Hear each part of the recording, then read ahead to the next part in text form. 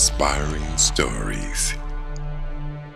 And in that reincarnation, can you just say what you were in that reincarnation? Well, I was actually a black slave in You were a Egypt. black slave. In Egypt, ancient Egypt. I'd been captured. I didn't have to look at my skin and see I was black. I knew who I was. I was maybe 21, tall, muscular.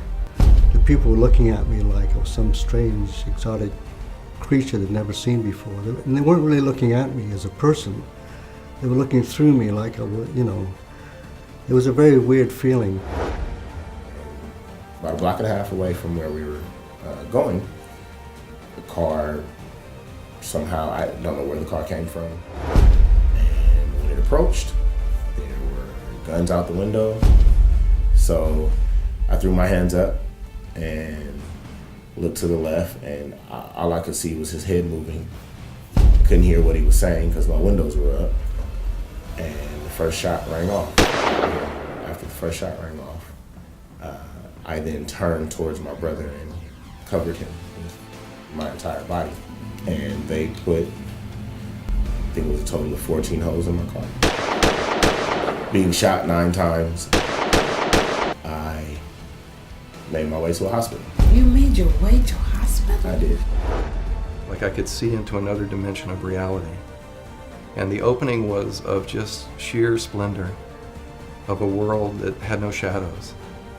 I mean, it was just absolutely brilliant, but not lit like with the sun, but lit almost by the love of God. It's very difficult to describe. And it was like instantly life came back quickly and I hit the ground. And do you have moments of deep meditation? I do. I've spent time in the desert where I've been praying for 2 hours and then the clouds part, the sun shines, and I'm standing on a cliff and 2 huge birds come and sit on my shoulders, practically flying there. And I'm just standing in kind of the light of my own awareness and nature. It's spectacularly beautiful.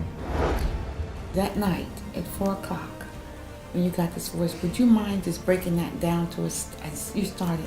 But we want to know step by step, step by step. I was just sitting at the window and it wasn't me, it was just something else that said, I am a ghost. Like I said, I thought, oh, I'm tired, whatever, of ghosts. I've always been interested in them. And it went on to say, what it is they do, how they interact, what they're doing. I thought at first it might be my mom because she knows I'm so interested in it and she's gone. And I thought maybe she was giving me the information I wanted that I've been curious about. And I still don't really know who it was, but it just came in waves of what it was. How they work, what they think. Do they live in collectives? They do just a whole bunch of information.